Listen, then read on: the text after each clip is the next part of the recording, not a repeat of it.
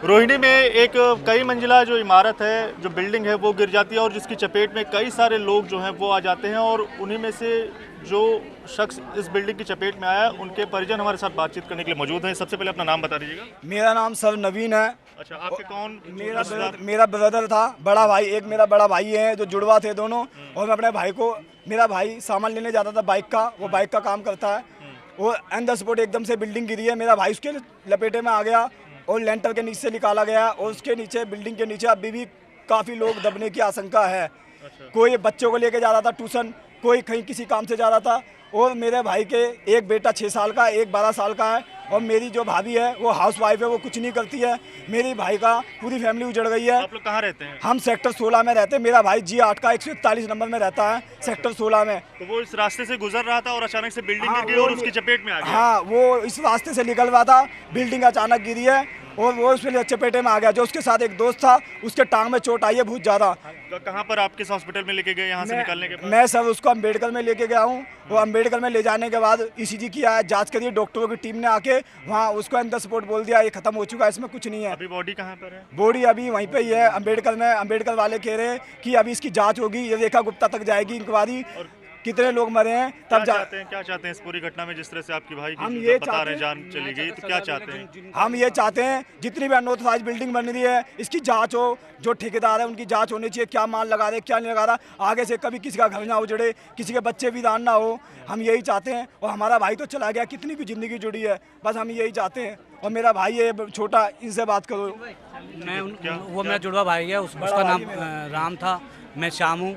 मुझे अचानक से, मैं ऑफिस में था, खबर मिली कि वो भाई जी है, हमारे भाई साहब जी, वो बिल्डिंग के दब गए हैं अचानक से। क्या चाहते हैं, कैसे न्याय जो है वो आपको मिलेगा, क्या आपकी उम्मीद है? न्याय यही चाहते हैं कि हम अब उनके, आप खुद देखिए, उनके 2 बच्चे हैं जो बिल्कुल, एक 8 साल का है और एक 11-12 साल का है।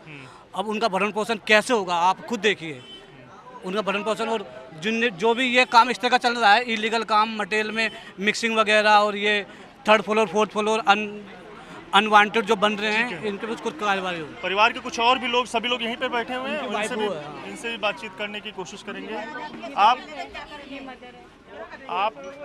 आप माँ है, क्या चाहती हैं? जिस तरह से पूरी घटना हुई उसमें किस तरह से आपके बेटे को न्याय मिलेगा, कैसे? अब ये बताओ, ये बच्चे कैसे पढ़ेंगे, कैसे लिखेंगे, कौन इनकी देखभाल करेगा, इनके खाने पीने का कौन हर्जा देगा? कैसे घटना के बारे में आपको पता चला? क्या वो एकदम से आवाज हुआ तो मेरी बहू बाहर निकल के आई है, तो वो बोली हाँ बम मिला इसकी, ये इसके ऊपर है हमारा, ये छोटा बेटा बोल रहा है, इसका घर है। तो एकदम आवाज हुई तो मैं 10 मिनट हुए थे, मेरी आंख लगने वाली थी, मेरा जी घबरा रहा था अपने आप ही लेटे लेटे। मेरे बच्चे के साथ घटना हो रही थी, मेरा दिल घबराया। तो मेरे को बोली मम्मी मम्मी बिल्डिंग गिर गई है। तो ये भाग के नीचे आई है, मेरी छोटी बहू, इसकी बहू, तो भाग के आई है। तो इसने देखा कि मेरा जेठ पड़ा है। ये बोली मम्मी राम भैया पड़े हैं। फिर अपने पति को फोन करा इसने, इसके 10 फोन पहुंच गए। राम को सभी जानते थे कि वो गाड़ी का काम करता था। क्या चाहती हैं, कैसे आपके बेटे को न्याय मिलेगा, कैसे? अब मैं ये चाहती हूँ, मेरे बेटे को न्याय मिलना चाहिए, मेरे बेटे को कुछ सुविधा होना चाहिए। इन बच्चों का क्या होगा? किसकी गलती की वजह से आपके बेटे की जान गई? जिसका ये मकान था उसकी गलती की वजह से भैया ना, वो 1-1 साल मकान बनाते हैं, क्या लगाते हैं इस मकान में कि दुनिया की जानें चली गई। कितने लोग उनमें काम कर रहे थे वो भी गए हैं। 30-35 लोग दबे हुए हैं। बच्चे कितने हैं? 2 बेटे हैं। एक क्या करता था आपका बेटा? गाड़ी बाइक सही करता था। अभी बॉडी हॉस्पिटल में ही है? हॉस्पिटल में ही है। मेरा बेटा कपड़े पहने तो खड़ा है, वैसे उठा के भागा, ले गए एडमिट करा, हाल 10 मिनट बाद कह दिया ये खत्म है, कल बॉडी मिलेगी। आपके ऊपर जो दुख बीत रहा है, इसके जिम्मेदार आप किसको मानती हैं, क्या चाहती हैं? बिल्डिंग वाले ये जो बिल्डिंग बना रहे हैं, ऐसे कैसे बिल्डिंग बनाते जो औरों को जान लेते हैं? कैसे न्याय मिलेगा, क्या चाहती हैं? जो दोषी है उनको किस तरह की सजा मिलेगी, क्या चाहती हैं आप? कुछ मांग करेंगी, कैसे भरपाई होगी? मांग करना चाहिए कि इनका पालन पोषण कैसे होगा, उसका क्या होगा, इसके छोटे बच्चे हाँ कौन पालेगा, कौन पढ़ाएगा लिखाएगा इनका। हाँ, और कुछ नहीं करती थी मेरी बहू, घर में रहती है। 11 साल का बच्चा है, कौन पालेगा इनके बच्चे को, कौन करेगा? ये गरीब लोग हैं, पैसे वाले नहीं है जो एक भाई दूसरे भाई को भर लेगा। रोज कमाते हैं, रोज खाते हैं ये लोग बेचारे। वो बहुत गरीब बंदा था, अपना रोज मेहनत मजदूरी करता था काम के लिए, रोज कमाता था, रोज से अपने बच्चों को गोपाल यहीं का पर उसका घर था, यहीं पर वो रहता ये पीछे गली में उसका घर था, यहाँ मतलब भाई का घर था जी, छोटा भाई रहता है। तो ये जो सामने आप मकान देख पाएंगे, ये उसी के भाई का घर है। और जो ये जानकारी दे रहे हैं कि उनके भाई की जो रोहिणी में बिल्डिंग गिरी उसमें दबने की वजह से मौत है, वो हो गई है। फिलहाल जो बॉडी है वो अस्पताल में रखी है, लेकिन परिवार के जो सदस्य हैं उनकी तरफ से यही मांग की जा रही है कि उनका भाई जो है वो इस रास्ते से, सामने हम आपको तस्वीर दिखाएं, इसी रास्ते से वो गुजर रहा था। यहाँ से बामुश्किल इसकी दूरी 100 मीटर के आसपास होगी और अचानक से जो बिल्डिंग है वो किसी ब्लास्ट की तरह जो आवाज़ है वो आती है और गिर जाती है, और जिसकी चपेट में उनका भाई आ जाता है और उसकी जान चली गई। तो उसका दोषी जो है वो आखिरकार कौन है और किस वजह से जो जान है उनके भाई की चली गई, इसको लेकर कड़ी कार्रवाई की मांग जो है वो उनकी तरफ से की जा रही है।